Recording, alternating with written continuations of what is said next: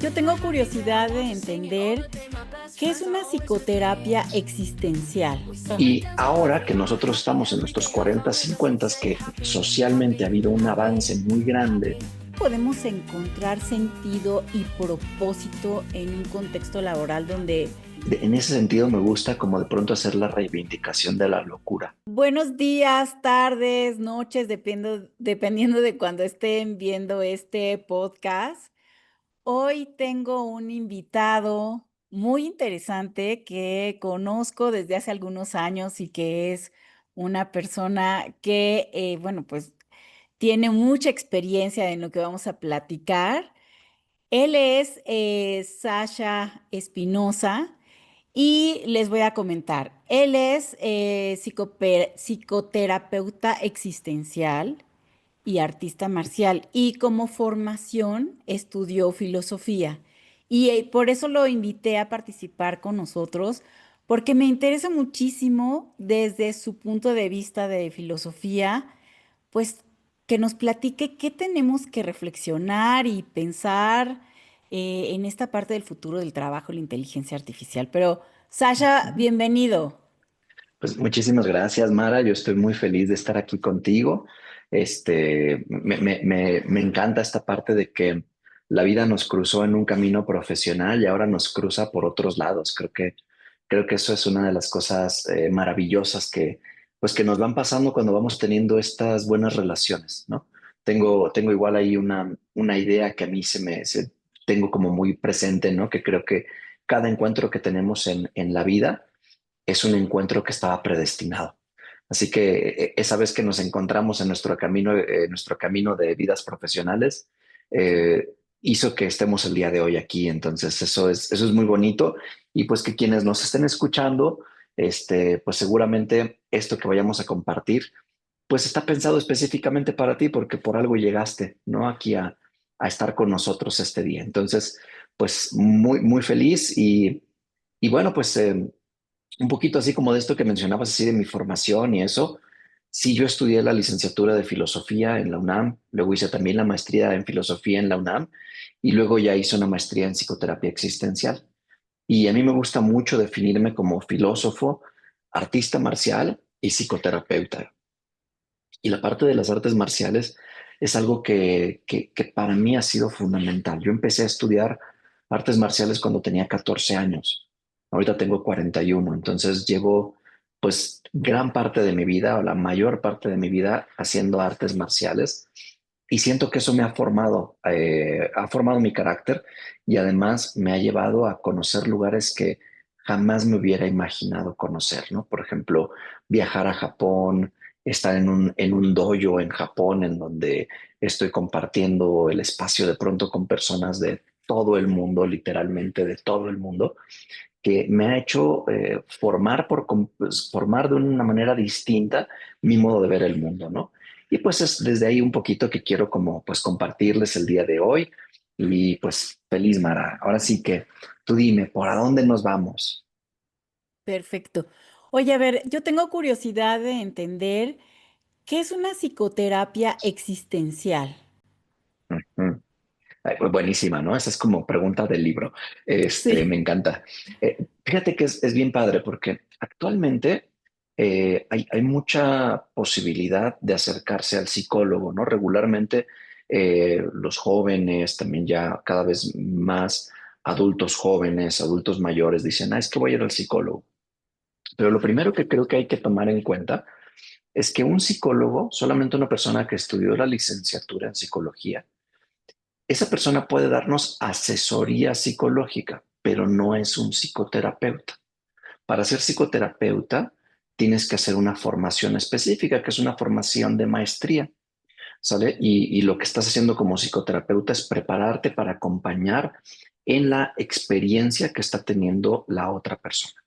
En este caso vamos a llamarlo un poquito de una experiencia de sufrimiento, porque si está todo muy bien en mi vida y no tengo ningún conflicto y no hay nada que me esté preguntando y que me esté remordiendo aquí en la cabeza, pues no voy al psicólogo o al psicoterapeuta.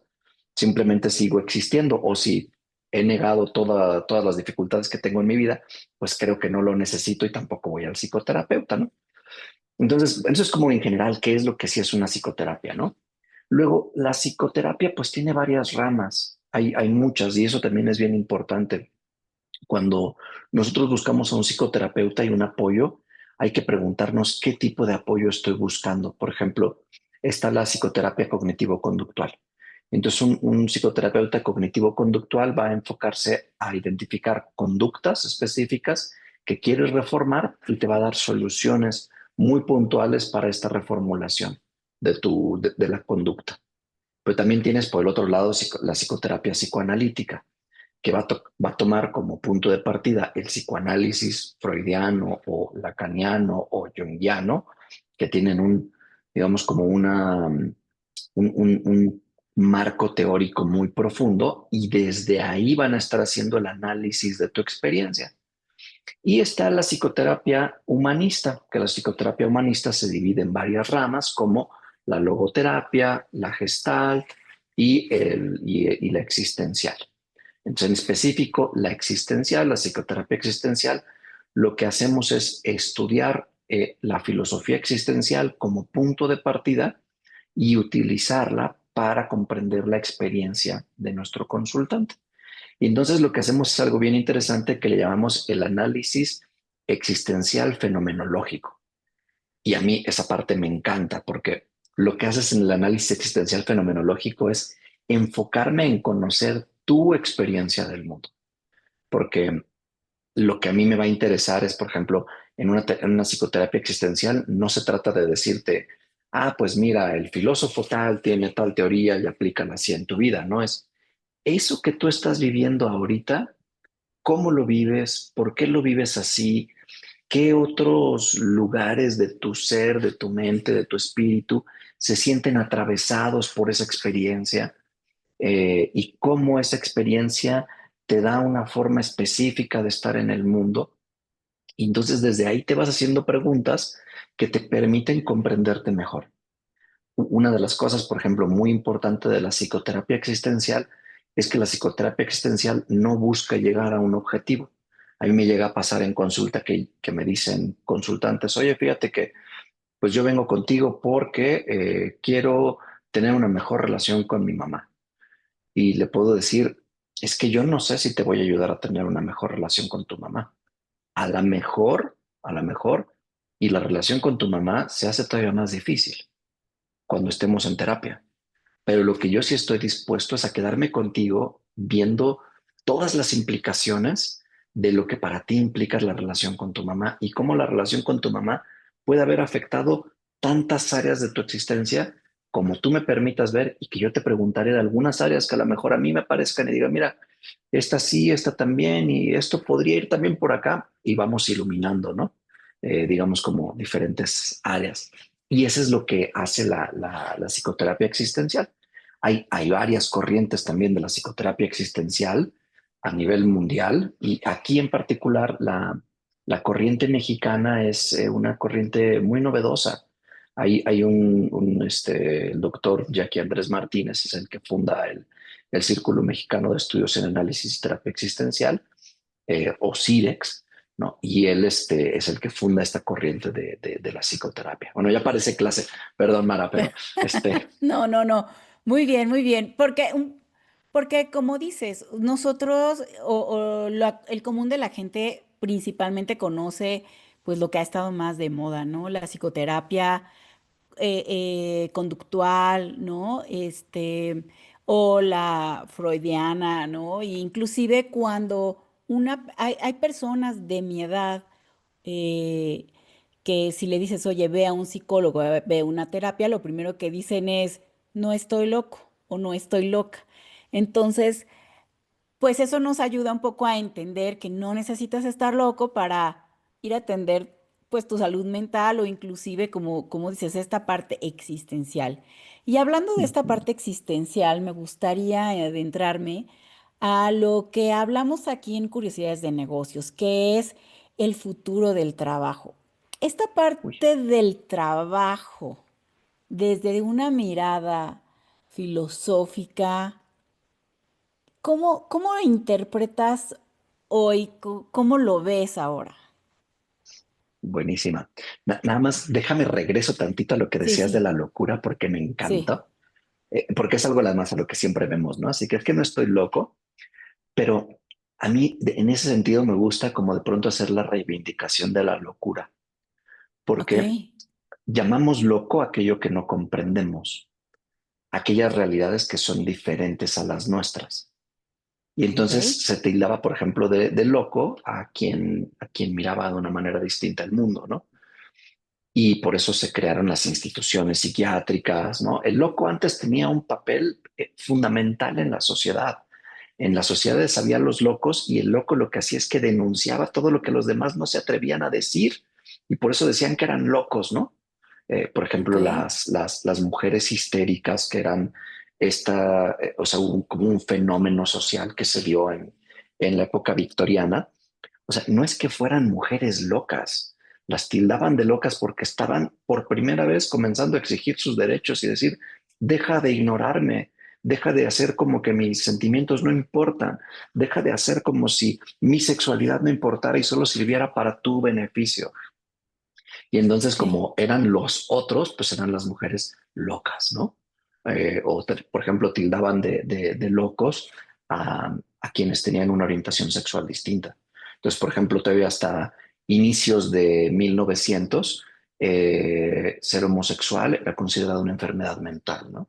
Después ya lo quitaron, dijeron, no, claro. espérate, eso no tiene nada que ver, ¿no? Pero está bien interesante porque ahí, desde ahí, se puede hacer una reivindicación de la locura. Entonces, ahorita que lo decías así, a mí me encanta cuando me llegan a decir, es que no estoy loco, no, pues no se trata de que estés loco, ¿no? O a lo mejor sí estás muy loco y toda la sociedad está muy loca, pero tanto queremos ocultar nuestra propia locura que se nos escapa entre los huecos de la existencia, ¿no? Entonces es Y mejor nos ahí de genera pronto, estrés. claro, muchísimo, ¿no? Muchísimo, ¿no? Y Tapar esa locura nos genera mucho estrés claro, y hacemos también. muchos silencios de tantas cosas que son importantes, ¿no? Por ejemplo, hoy en día, si tú te enfermas, pues a quien vas es al doctor, ¿no? Y el doctor te da una medicina y te pones la medicina y te la tomas y con eso te sientes mejor. Antes hubiera sido a lo mejor con el curandero.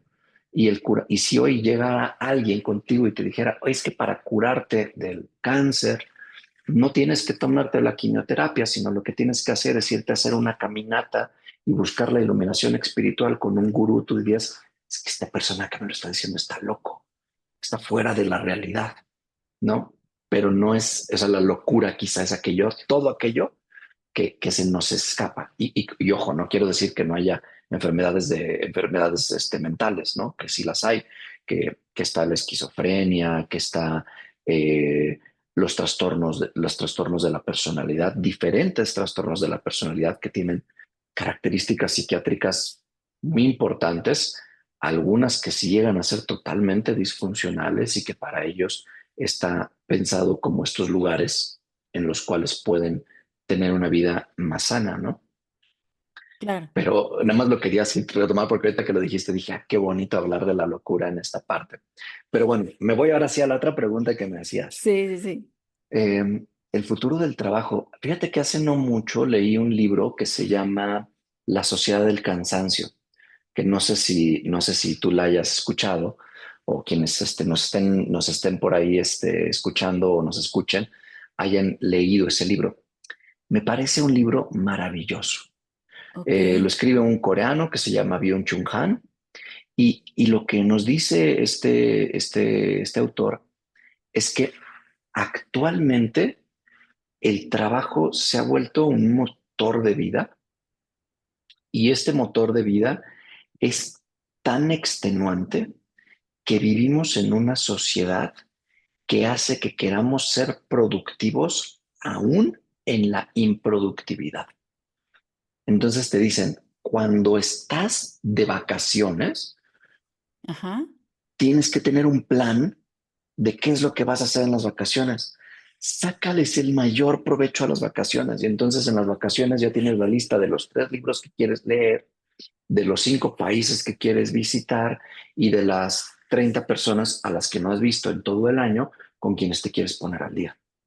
Y entonces ya no son vacaciones, ¿no? Y lo mismo pasa dentro del trabajo. Por ejemplo, en donde yo trabajo es una institución con mucho acercamiento a la tecnología. Y pues ahorita lo que estamos viendo es que hay un boom de la inteligencia artificial. ¿Y Ajá, para qué nos sirve la inteligencia artificial? Pues para aumentar tu productividad. Y entonces aumentas tu productividad y en menos tiempo haces más. Y como ahora haces más, entonces eso que haces ahora, que antes te tardabas 2 días en hacer, ahora lo puedes hacer en 15 minutos. Y entonces como lo puedes hacer en 15 minutos, ahora tienes que producir más. Entonces la pregunta es ahí, se supondría que la tecnología lo que tendría que hacer era darnos mayor tiempo de tranquilidad y de descanso, hacer nuestra vida más confortable. Sin embargo, resulta ser que la tecnología lo que hace es que nos da mayor confort y nosotros nos exigimos cada vez más, porque hay esta especie de como de deseo incesante de quiero seguir produciendo, produciendo, produciendo. ¿Y quién nos exige ahora? Solamente yo me exijo, yo a mí mismo, ¿no? O sea, las instituciones, claro, antes exigían, ¿no? En una revolución industrial exigían muchísimo, pero ahora, como ya estamos en una revolución tecnológica, la tecnología está ahí y yo me sigo exigiendo producir y producir y generar y demás, ¿no? Entonces, creo que ese es uno de los grandes riesgos, e incluso regresando a la parte de la salud mental, pues ahora ajá. las instituciones ya hablan de esta NOM 35, que es, estamos desgastándonos tanto que ahora tengo que crear una ley que Una me norma, dice, ajá, una norma, deja de exigirte tanto porque te vas a llevar a un colapso tú solito. claro.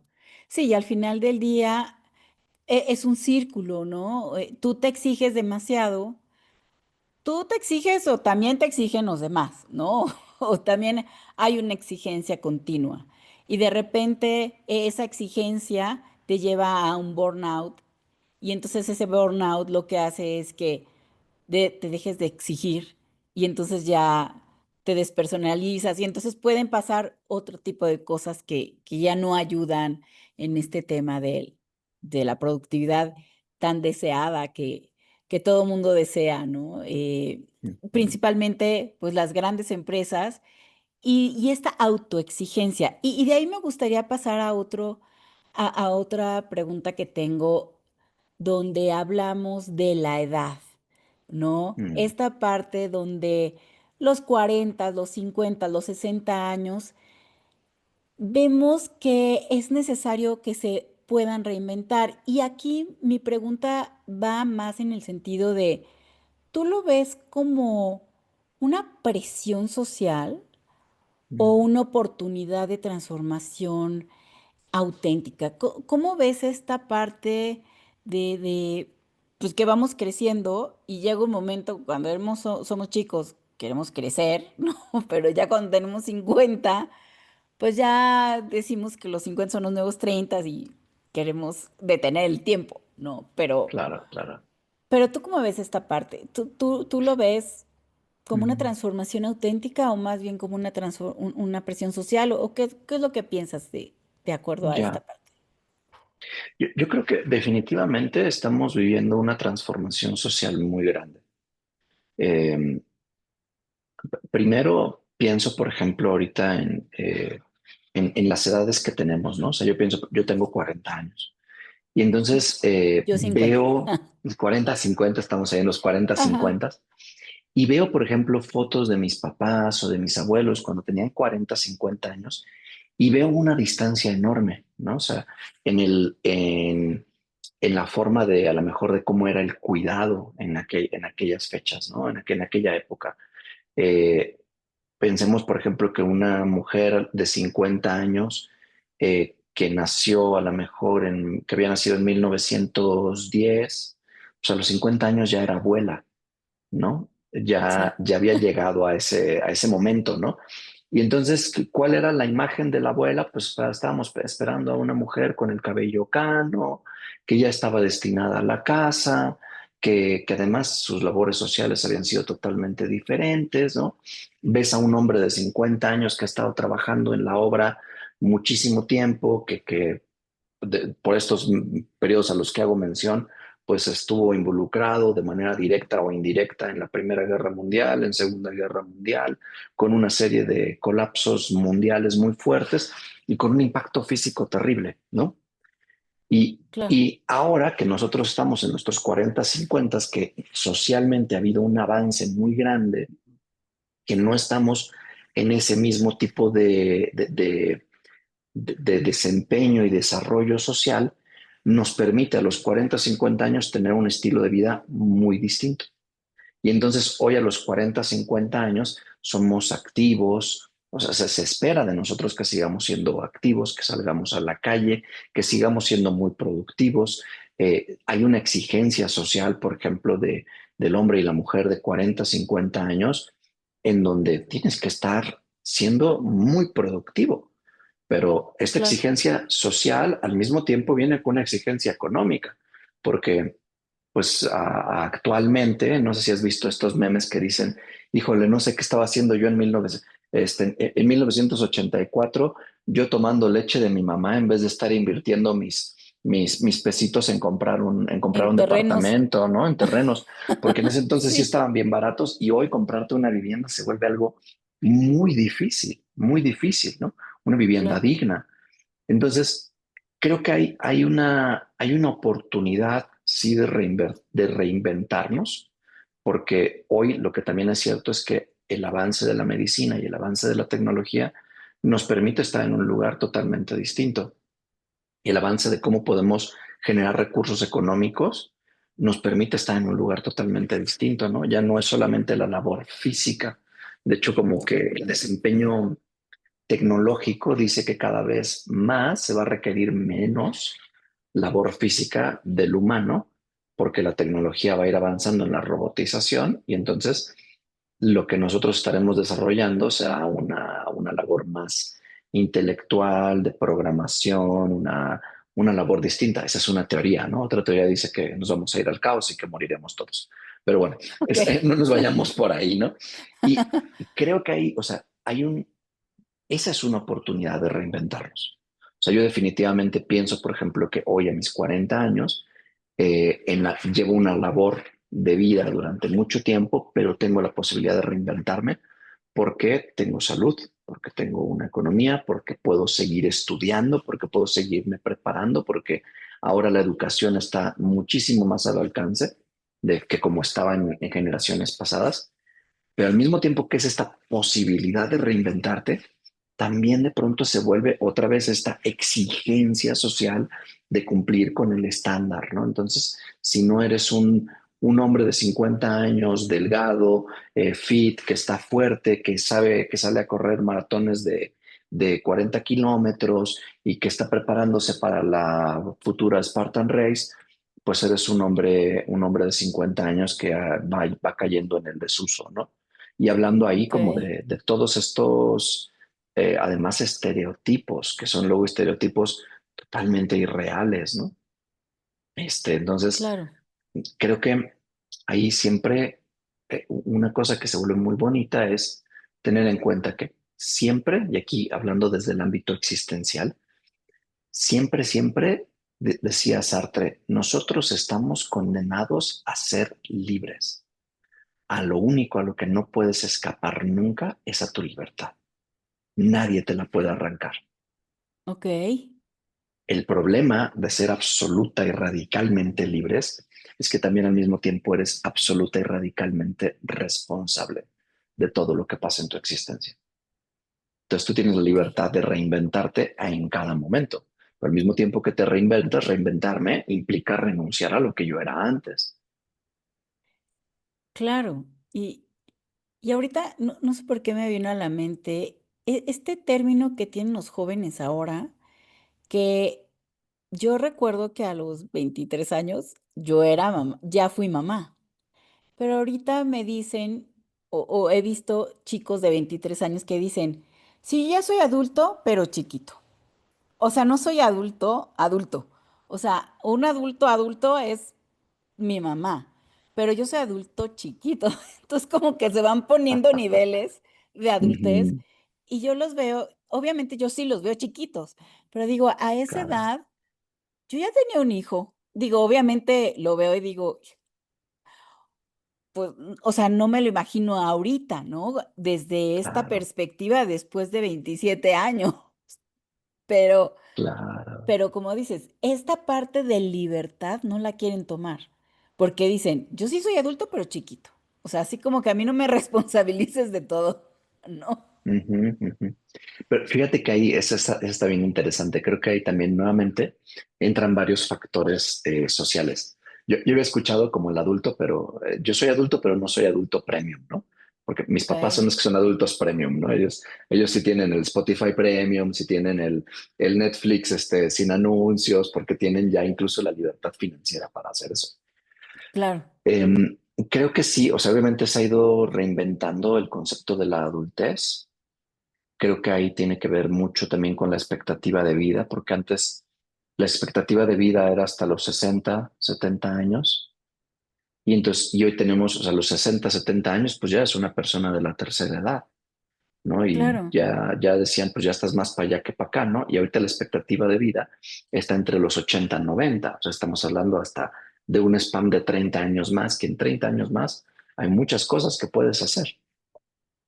Y exacto, entonces, eso sí, a nivel como antropológico y a nivel social, nos lleva a redefinir las etapas de la vida. Que también antes creo que algunas de las etapas de la vida eran demasiado comprimidas. Por ejemplo, antes no había un análisis o una profundidad sobre la niñez.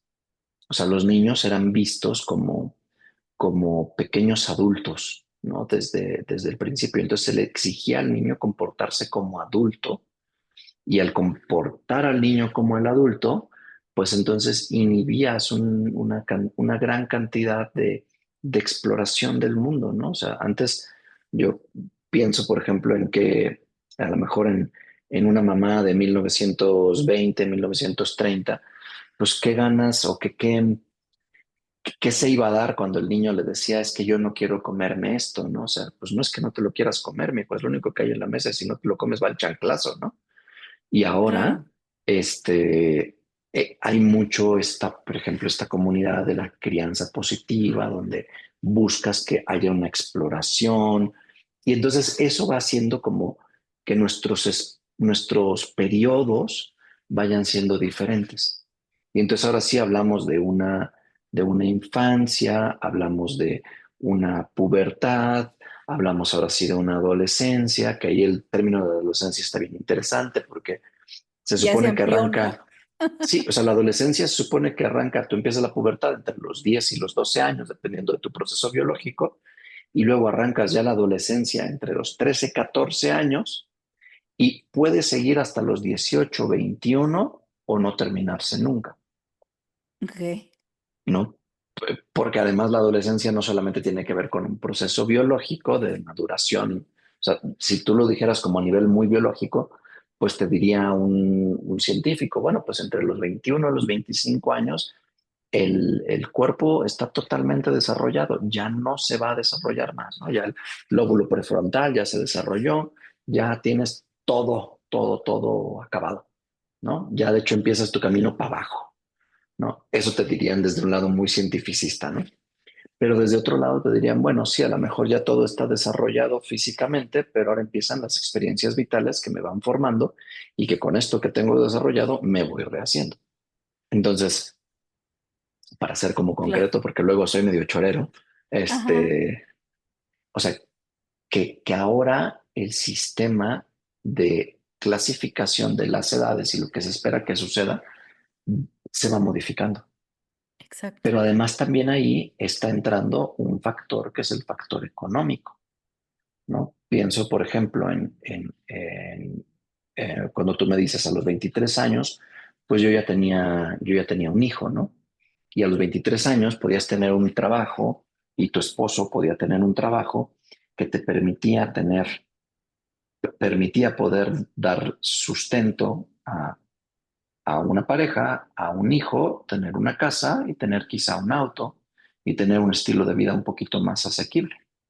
Hoy en día no. Hoy no puede ser solamente uno el proveedor, ¿no? Entonces es para que puedas tener esa estabilidad económica, entonces tiene que trabajar ambas partes, ¿no? Mamá y papá, Y entonces, como trabajamos mamá y papá, pero además arrancamos con salarios súper bajitos y tenemos que ir creciendo porque no se está pensando en un pago más grande, entonces hace que se atrase el tiempo en el que tú puedes salir de casa. Claro. Sí, al final del día, como tú dices, y tiene que ver con las vivencias de cada persona y de cada pareja, ¿no? Pues, digo, yo me acuerdo que en algún momento, este, digo, yo lo veo en retrospectiva y yo decía, bueno, era un adolescente casi, ¿no? Y así de, ay, ¿a poco el gas se paga, no? O sea, y entonces, pues hay que pagar el gas, ¿a poco se paga la luz? O sea, obviamente era algo que, o sea, sí sabías, pero pues nunca te había llegado un recibo, porque cuando yo me casé, yo no había vivido sola, ¿no? Que también ese es otro tema que a lo mejor ahorita los jóvenes ya lo pueden experimentar. Pero me quiero ir Claro. a regresar un poco a esta parte laboral, ahora sí que aprovecharte, ¿no? En este sentido, y me gustaría que nos que nos platiques cómo podemos encontrar sentido y propósito en un contexto laboral donde muchas tareas están siendo automatizadas, ¿no? O donde Ujú. no tomamos a lo mejor en serio eso, ¿no? Porque muchas veces está el comentario, ¿no? Pues hacen como que me pagan y yo hago como que trabajo. Entonces, como que hay muchas cosas alrededor de eso. ¿Cómo podemos encontrar este sentido y propósito en un contexto laboral actualmente? Claro. Yo creo que, por ejemplo, hay un engaño de pronto muy grande Ok, social que viene también de las redes sociales donde nos han dicho este tipo de cosas como si encuentras tu pasión y la desarrollas, entonces no tendrás que trabajar ni un día más, porque todo lo que hagas va a ser tan apasionante que no sentirás que estás haciendo un trabajo. Y yo creo que ese es un verdadero engaño absoluto, ¿no? ok, Puede haber muchas cosas que te apasionan de tu trabajo, pero un trabajo implica un esfuerzo. Y en ese esfuerzo, pues habrá cosas que no te gusten, ¿no? Como levantarte temprano, recibir órdenes a lo mejor de una jefa o de un jefe, que te pidan algunas labores que para ti puedan parecer insignificantes, para otros serán muy importantes, ¿no? Creo que la cuestión del sentido sí tiene mucho con preguntar. Creo que sentido hay muchas formas de entenderlo, ¿no? Sentido puede ser como orientación, como objetivo, ¿no? ¿Cuál es el sentido de que yo tenga, no sé, vamos a ponerlo así como, ¿cuál es el sentido de que yo tenga esta plática contigo? A lo mejor hay una orientación, una finalidad.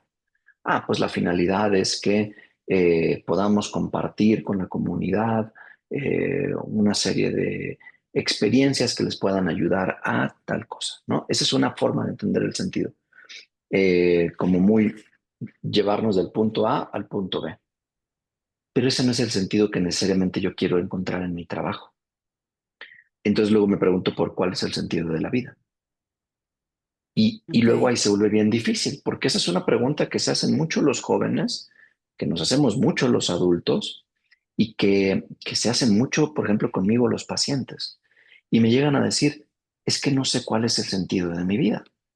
¿Para qué estoy aquí? ¿Qué voy a crear o para qué vine a este mundo? Porque de pronto nos han vendido también esta idea de que ya por ahí de los 17, 18 años ya tenemos que haber encontrado cuál es el sentido de nuestra vida porque tenemos que elegir la carrera que vamos a elegir, lo que vamos a estudiar, y esa carrera nos tiene que durar para toda la vida. O sea, a los sí, sí. 18 años ya Lo tienes que más haber encontrado, importante que vas a hacer en tu vida, que dices tú, por Dios, qué y, estrés, pobres y a niños, los ¿no? 17 años, ¿no? Y a los 17 años. Entonces, creo que ahí hay que redefinir el concepto del sentido o del sentido de vida, porque el sentido de vida creo que no es uno, no es único y tampoco es permanente. Ok, Entonces, cuando yo digo, ¿cuál es el sentido? Por ejemplo, yo estoy en el ámbito educativo, ¿no? ¿Cuál es el sentido de que yo dé clases? Yo digo, bueno, para mí el sentido de dar clases hoy por hoy, es un sentido de permitir compartir mi experiencia desde la vulnerabilidad para poder generar relaciones que sean duraderas. Pero eso lo puedo hacer tanto dando clases como haciendo muchas otras cosas. Entonces, ese es el sentido que tengo hoy. Pero si le hubieras preguntado al Sasha de hace 8 años, que estaba en una carrera de buscar estar en dirección, en un ámbito directivo de departamento, te hubiera dicho, el sentido de estar haciendo lo que estoy haciendo hoy es poder llegar a ese punto directivo porque con eso me voy a sentir reconocido, visto, validado. Entonces, el sentido cambia. Y creo que de pronto lo que se vuelve muy importante es permitirnos preguntarnos por el sentido, permitirnos cambiar de dirección, pero y aquí viene la parte más importante y la más difícil, permitirnos y sostenernos en la angustia que podemos vivir cuando no tenemos sentido. Porque muchas veces te pasará o nos habrá, a ti te ha pasado, a mí me ha pasado, y yo creo que a todos los que nos escuchan nos ha pasado, que es un lunes y dices, ¿qué sentido tiene que me levante para ir a ese trabajo donde voy a hacer lo que me están pidiendo hacer que no sirbe para nada?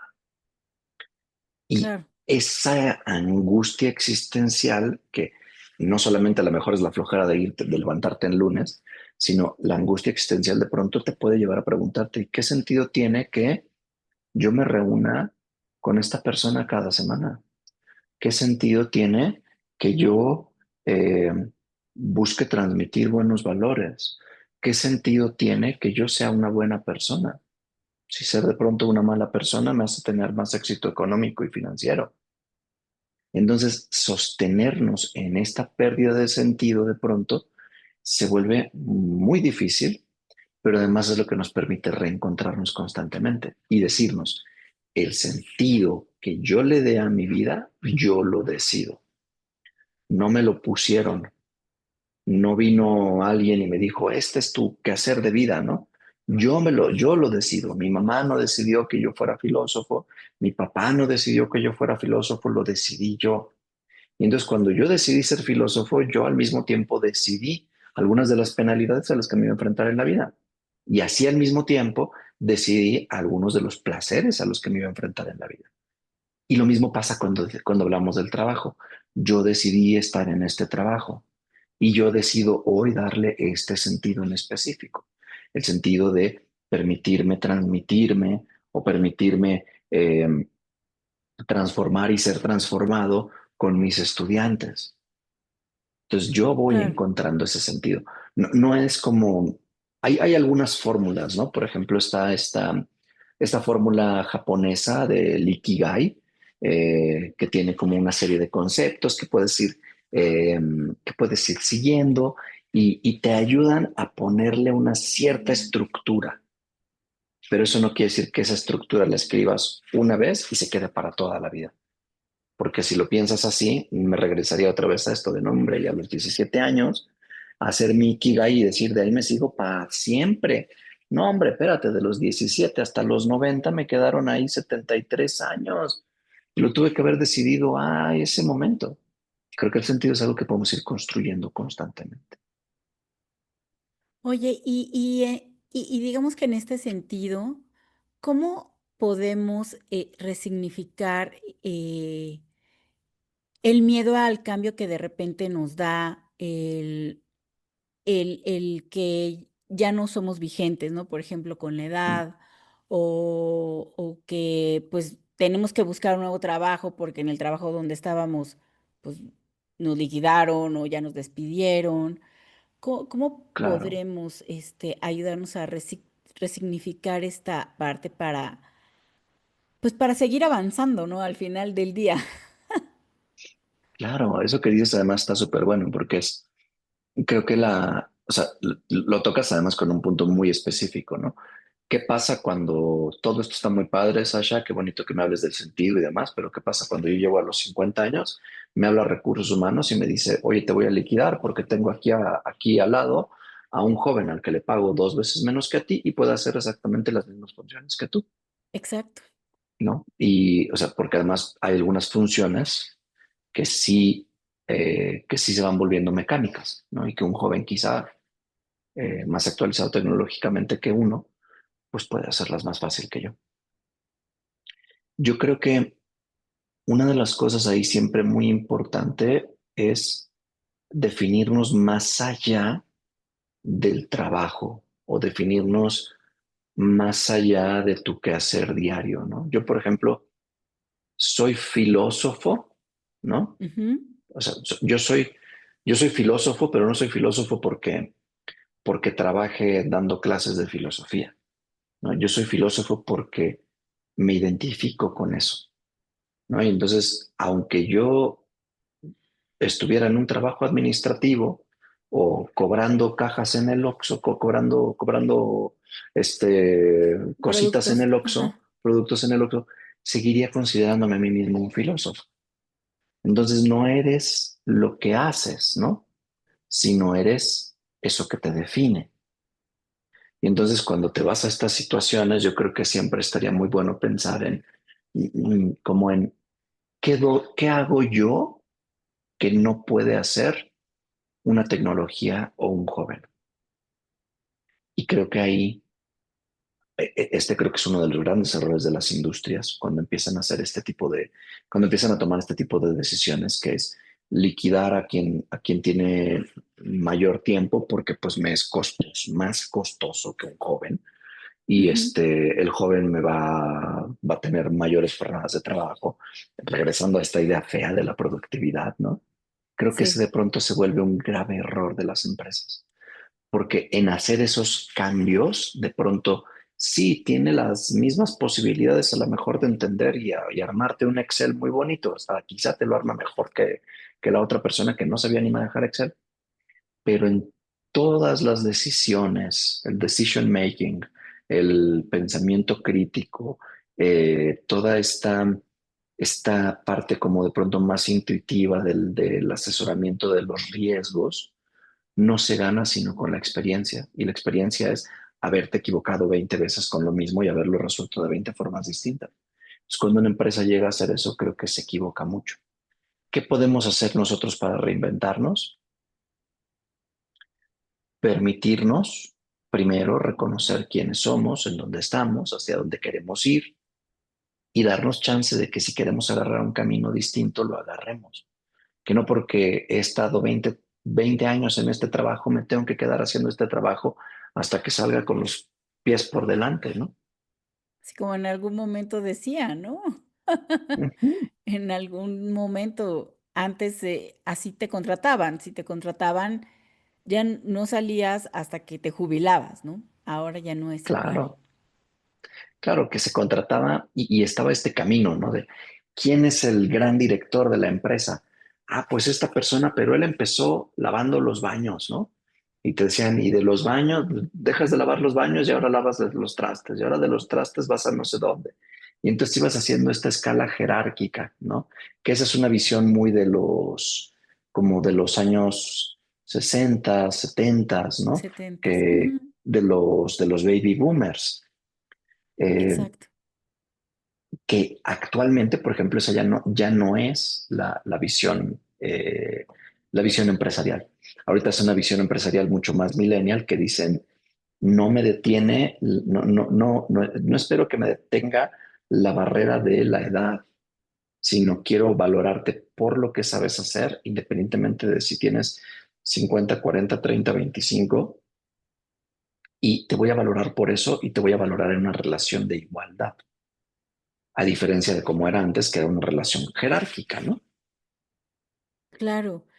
Oye, Sasha, bueno, me encanta lo que platicamos. Y bueno, pues ya el tiempo se pasa volando. Me gustaría mucho que nos compartieras, ya para finalizar, em, bueno, algunos comentarios, algunos tips para estos generación X que tenemos ahora 50 y que nos vamos a reinventar. para el futuro del trabajo, para lo que viene y a dónde nos podemos ir. O sea, como algunos tips de hacia dónde nos podemos...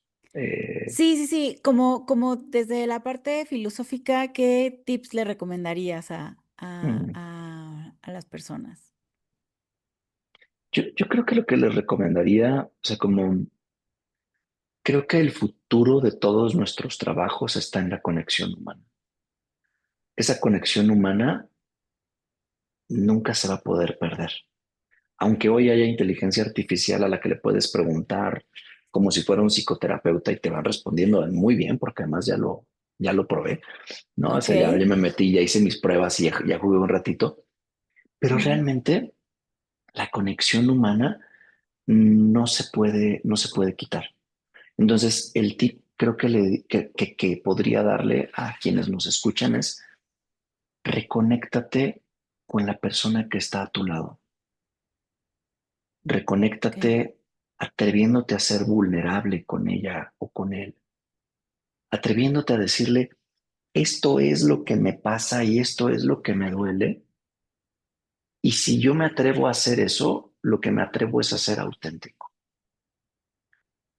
Y si yo soy auténtico contigo, no hay forma de que mi autenticidad sea replicada, porque mi autenticidad solamente me compete a mí y no hay ninguna historia que se repita.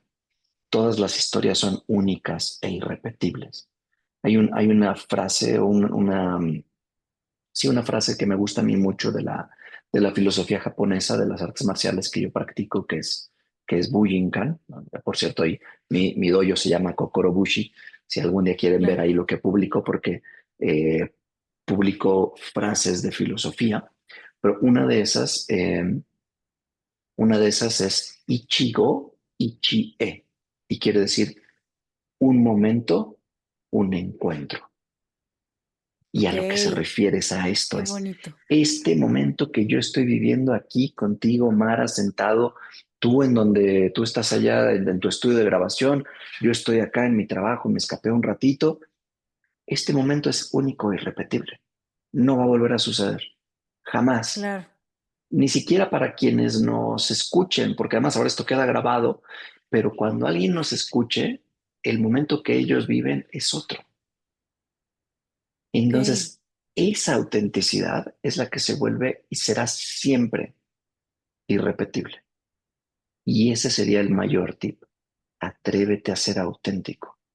Quítate esas máscaras, esos prejuicios, esos estereotipos de quienes te dijeron que tenías que ser. La única persona que tienes que ser eres tú. Al único a quien tienes que darle felicidad, placer, tranquilidad, desasosiego es a ti mismo o a ti misma. Entonces atrévete a hacer esas cosas que siempre has querido hacer. Y sin que ok. esto quiera decir, vete a hacer lo que todo el mundo dice, ¿no? No digo, vuélvanse mañana a trepacerros, porque de pronto en la pandemia todos empezaron a volverse a trepacerros, ¿no? Sí, Pero que te atrevas a hacer tú, a preguntarte. Y eso, desde esa autenticidad, compartirte con el otro. Y cuando te compartes desde ahí, esta plática de ahorita se vuelve tan poderosa que sales conmovida, claro, ¿no? Y eso es lo que nos permite reinventarnos en el ámbito laboral, espiritual, relacional, de pareja, con nuestros hijos e hijas, en el ámbito sexual, en todos nuestros ámbitos nos podemos reinventar si somos verdaderamente auténticos y nos atrevemos a vernos al espejo. perfecto, Sasha. Pues muchísimas gracias por estas palabras, por tu tiempo. Y bueno, pues gracias a todos por acompañarnos con esta conversación tan necesaria.